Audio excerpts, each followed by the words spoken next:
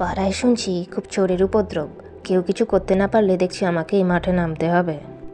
যে আরশোলা দেখে ইঁদুরের গর্তে লোকায় সে ধরবে চোর, হরি বল। শোন, রাতে আমরা সবাই পাহারা দেব। এখানে এই মালগুলো স্টোর করে রাখি। এই তুমি কে? আমি হলাম সানুদার ভাগ্নে। মানে মানে তো মালতীর ভাই, মানে আমার শালা।